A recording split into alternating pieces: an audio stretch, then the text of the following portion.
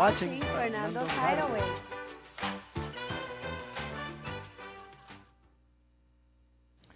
And welcome back. More highlights from the past year. Remember Monsanto the Magician? Yes, absolutely. Yeah, great stuff. Anyway, we're here for part 2 of our interview with the band leader, Ruben Camellia. Roderick. I met Ruben earlier. See, I knew I was going to do that. Ruben's on the bongo. Anyway, sorry, Roderick. To introduce them, we have Ruben Vasquez on the congas, and Mihoko Abe on the keyboard. Yes. Excellent. Yeah. Así que acaban de presentarnos quién Rodrigo tiene aquí esta noche en su banda y vamos a estar más tardecito hablando un poco más de eso. Okay, the big question is, we heard that you are moving from Boston to LA, is it? Or in New York City? I'm considering to New York City first and then Miami, Florida. So what is it about different music scenes in different parts of the country that differ from each other? Can you tell us that? 'Cause we've heard that. In other words, what is it that makes musicians want to go to these places? Right. Like, why not Boston? Why not stay here? Yeah, exactly. That's a good question. And it gives me an opportunity to give some constructive criticism of the system here. You know, when I formed the duo, I was pretty sure that that duo is going to have no problem working. You know, it's a small group, it's affordable, it's soft music, you know. But then as I'm, you know, approaching the restaurants and these places, all of them tell me, yes, you know, they like the idea, they like the music, but they cannot get a live entertainment license. You know, they don't have it. Or in Massachusetts? In Massachusetts. Okay. You know? So, at some point, you know, I'm thinking particularly of one person, Mike Bissanti of the restaurant Paramount. He was telling me, yeah, it's a great idea, you know, he wished he had a license. I told him, well, why don't you get a license, you know? Our music, it's just two people. You know, we're playing at the level of people's conversations. How much harm can that do to anything? So I told him, you know, why don't you go get a license, and then, you know, you don't have that problem, you'll hire us. He told me, oh, it's not that easy. It's not that easy here, you know. Here it doesn't matter if it's a duo, you know, or a six-piece rock group, you know. You have to first go through the neighborhood organizations. They have to approve it, and then if they approve it, then you have to go to hearings, and if that get approved, then like in 3 months you might get it. Okay, now in Massachusetts, is the musical license somehow tied to the liquor license or something? That's the only reason I could think of why that would Not be. necessarily, because there are a lot of places that do have liquor license, but still they don't have the live entertainment license. You know, so that what happens then, you know, we have a lot of good schools here in Massachusetts. You know, they create great musicians, but then with such a scene, you know, you find yourself forced to go to those places where it's much easier for the places to actually afford live music, so this etc. complicated law actually prohibits a lot of musicians who, from Berkeley and otherwise, from making a living within the state. Exactly, and it's a disadvantage for the state, you know, because it would have been an asset to the place if, besides the fact that, you know, great musicians are being made, if they could be kept and actually help to create a more lively musical scene here. You know, I'm just thinking of a quote right now by L. Ron Hubbard from his book, The Science of Survival. He has a section on artists, and he says in there, a culture is only as great as its dreams, and its dreams are dreamed by the artists. You know what I'm saying?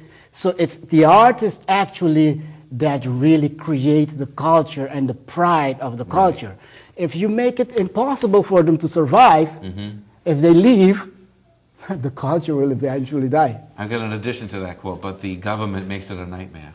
Yeah, well, you said it. You went to the point. This is a really interesting one. I did not know that it was that hard to get a live entertainment license in Massachusetts. And two, I can believe it because we've had many people come here, especially from Berklee College of Music and other very famous musicians who end up leaving because it's really hard to make it in Boston. There's very few opportunities, and I'm just amazed. I really think I should go to law school. It's just, I don't understand how we spend all this time in government working on things like, why don't they just eliminate tobacco, which does no good to everybody, but it's so hard to get an entertainment on something that's educational and pleasant, artistic, that only adds culture. And here we are fighting about increasing the toll booth amount and tobacco. I mean, it's unbelievable. It is. So you would think that people would, get into focusing the things that bring and make a society better, which include education and the arts and culture. So and I just can't believe this is that difficult. I can't either. Exactly. Rodrigo, could the viewers out there do anything about this? Could they write to anybody? I haven't actually really researched the whole process of how it is done. I have another person, this is from in Waltham, this person, Kelvin, he has a restaurant there called Boca Bar. It's Costa Rican food, he just started it, maybe it's 1 year, maybe a little bit more old. And the place has been very successful from the very beginning, So when I heard about the place, it's one of the few places that has Costa Rican food. I went to him, I presented my idea, duo, it's a small place anyway, and he loved the idea. So he immediately went to get his, live entertainment license.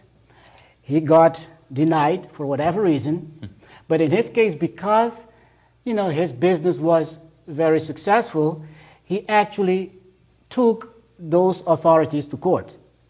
I didn't follow up to find out how it ended, but he could have afforded to actually go to court and go fight for his right to actually have a small group in his place to provide live music, So that tells me then that any small business that cannot afford the attorney necessary to, to go fight for it, or they just don't have the resources to do it, will just end up, not having So let me being say able to that do in it. Spanish so that we, don't lose the track here. Así que estamos hablando con Rodrigo, que la razón por la cual Rodrigo se va a ir a Nueva York y probablemente a Miami, además de muchos artistas que se van de Massachusetts, es porque aquí es sumamente difícil encontrar una licencia de entretenimiento, que es lo que se requiere en un restaurante, por ejemplo, para tener músicos en vivo. Y no estamos hablando de música alta, de música dura, de música, ¿verdad?, que a las personas no les gusta escuchar. Estamos hablando de música suave que está al tono y a la voz,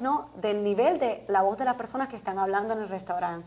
Y la razón que estamos hablando aquí esta noche es porque Massachusetts es tan difícil que muchos artistas se están yendo porque aquí no hay oportunidades.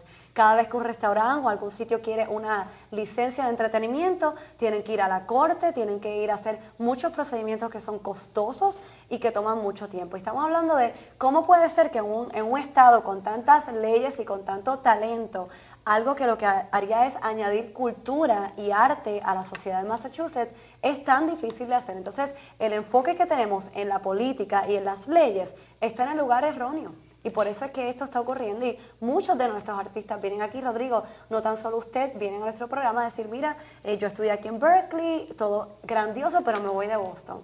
Y ya no hay más música en Boston porque esas personas se van, que es algo muy lamentable. Es lástima, sí. Y mira cómo sitios como Nueva York, hay mucha gente, Nueva York, LA, Los Ángeles, hay mucha gente que van allá por la escena de la música en vivo. Claro. ¿Ve? Eso atrae gente. ¿Ve? Entonces eso debería ser algo beneficioso al Estado. Claro de que poder sí. facilitar eso. Eso es cultura, eso es turismo, Eso es lo que provee. Uno va a Miami y todos los restaurantes que están en Miami Beach, todos tienen música en vivo. Y es placentero, no estamos hablando si vas y viajas a Italia, en todos los restaurantes en Italia vienen y te tocan a la mesa, si vas a México. Entonces, eso es lo que añade la cultura, eso es lo que hace que el turismo vaya a esos países y entonces aquí en Massachusetts no lo tenemos. Exactamente. But I should say that there are people